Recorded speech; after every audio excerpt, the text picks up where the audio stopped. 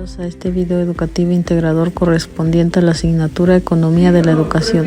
Mi nombre es Teresa Jacqueline González Arévalo y el día de hoy realizaremos un recorrido analítico y crítico por los 6 grandes ejes temáticos que componen nuestra materia. El objetivo principal de este trabajo es examinar la intersección entre las leyes de la economía, el financiamiento público y las políticas pedagógicas actuales. A lo largo de esta exposición, no solo describiremos los conceptos teóricos, sino que cuestionaremos sus implicaciones en la equidad social, la calidad educativa y los desafíos del siglo XXI. Comenzamos. Iniciamos con el tema 1, la economía de la educación como disciplina científica.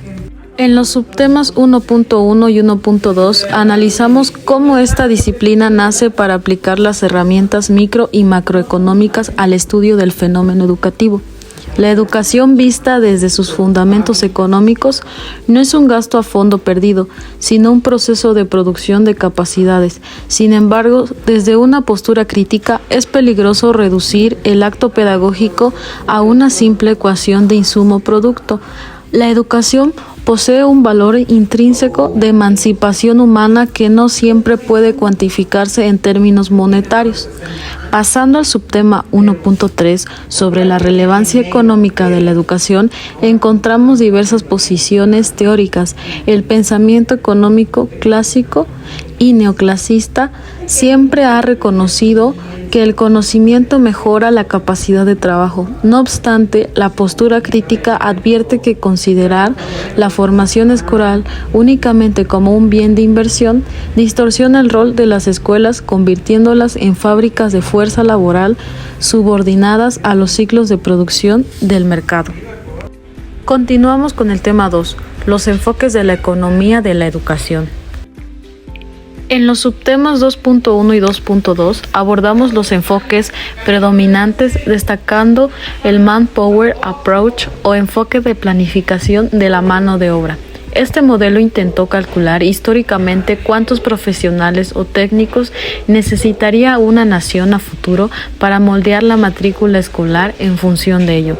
Críticamente, sabemos que el Manpower Approach fracasó en múltiples contextos debido a la imposibilidad de predecir las crisis financieras y los avances tecnológicos. Frente a esto, el subtema 2.3 nos presenta los enfoques alternativos como la teoría de la señalación o el credencialismo de Randall Collins. Estos enfoques sostienen que la escuela no necesariamente aumenta la productividad real del sujeto, sino que otorga credenciales o títulos que sirven a las empresas como filtros de estratificación social. La crítica aquí es evidente. El título académico a menudo premia el origen socioeconómico del estudiante más que sus competencias reales. Entramos al tema 3, la política educativa y los enfoques económicos. El subtema 3.1 desarrolla la conocida teoría del capital humano de Scholz y Becker. Esta premisa sostiene que formalizar las habilidades de la población genera mayores retornos salariales y crecimiento nacional. Sin embargo, en el subtema 3.2, al observar la relación entre educación y mercado laboral, la realidad muestra serios desajustes. Hoy presenciamos el fenómeno de la sobreeducación y el subempleo, donde profesionistas universitarios ocupan puestos informales. Por ello, en el subtema 3.3, al hablar de la economía y planeación educativa, resulta fundamental que las políticas públicas no sean diseñadas a ciegas ni copiadas por imposición de organismos internacionales como el Banco Mundial. La planeación de la política educativa debe conciliar las demandas productivas con el bienestar colectivo y las identidades regionales. Abordamos ahora el tema 4, costos y financiación de la educación. En el subtema 4.1 definimos las clases de costos. Existen costos directos como la infraestructura y salarios docentes, pero también costos de oportunidad que representan los ingresos que una familia o un estudiante sacrifican al decidir permanecer en las aulas. Comprender esto es vital para analizar el abandono escolar. En el subtema 4.2 analizamos la relación entre financiación, equidad y calidad. Históricamente se ha asumido que a mayor presupuesto, mayor calidad, pero la crítica económica nos demuestra que el problema principal es la distribución. Si los recursos se asignan de forma desigual, la privatización y el desabasto público profundizan la brecha social, haciendo que la educación de calidad se transforme en un privilegio de pocos en lugar de un derecho de todos. Pasamos al tema 5, educación y crecimiento económico. En el subtema 5.1 examinamos cómo la educación contribuye al Producto Interno Bruto mediante la innovación y la adopción tecnológica. No obstante, en el subtema 5.2 sobre educación, empleo y renta, debemos ser críticos. La escolarización no genera empleo por sí sola. Si la matriz productiva de un país está estancada o basada en actividades de bajo valor agregado, añadir más años de estudio a la población no incrementará automáticamente la renta real, sino que provocará la devaluación de las titulaciones. Llegamos al tema 6, desafíos de la educación en el siglo XXI.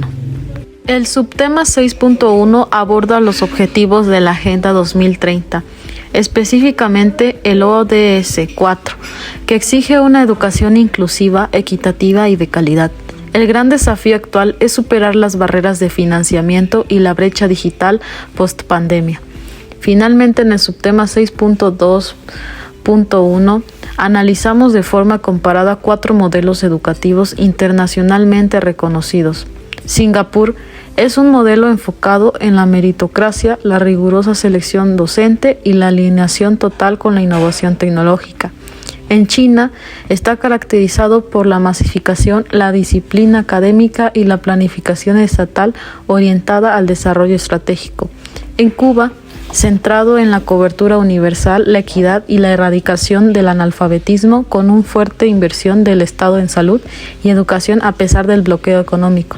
Y en México, un sistema en constante transición que enfrenta retos estructurales de infraestructura, dispersión geográfica y reformas curriculares que buscan equilibrar la inclusión con la excelencia. La reflexión crítica sobre este análisis comparado nos advierte que ningún modelo extranjero puede ser trasplantado a México de manera autómata, sin comprender primero nuestro tejido social y cultural.